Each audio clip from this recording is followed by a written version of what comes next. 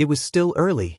The Vatican walls stood silent, ancient, and golden in the morning light. But the queue had already begun. A slow, winding river of pilgrims and seekers, stretching along the cobblestones. Some held guidebooks.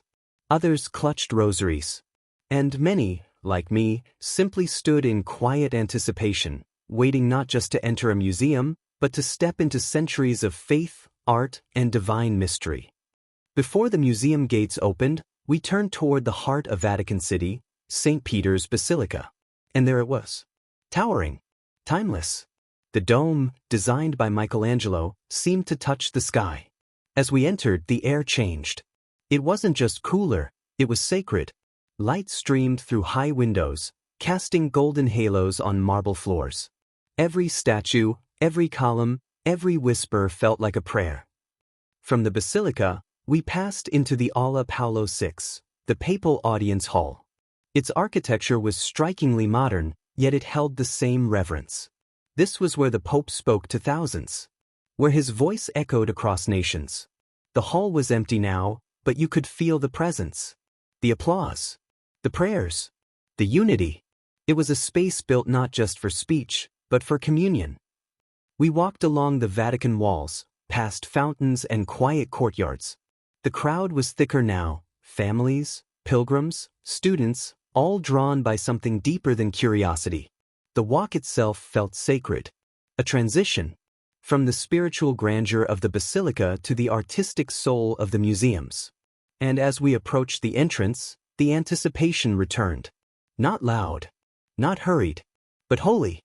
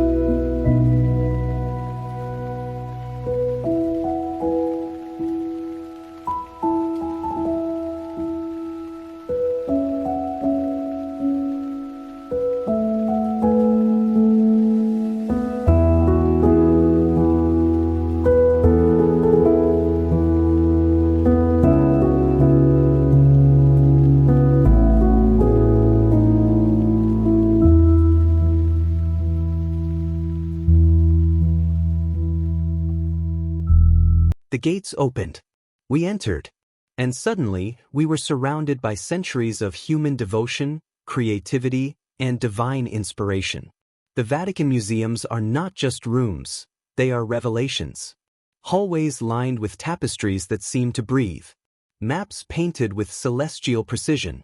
Sculptures that whispered stories of saints, emperors, and angels. Every corridor was a pilgrimage. Every gallery, a sermon in color and stone. A bit of history about Vatican Museum. The heart of Vatican City lies a sanctuary not just of faith, but of human creativity, the Vatican Museums. Founded in 1506 by Pope Julius II, These halls have grown into one of the world's largest and most spiritually resonant art collections. Over 5 centuries, popes have gathered masterpieces from every corner of the globe, sculptures, paintings, relics, and sacred artifacts that speak to the soul of civilization. As you enter, the journey begins with the octagonal courtyard, where ancient Roman sculptures like the Laocoon group and Apollo Belvedere stand frozen in divine struggle and grace.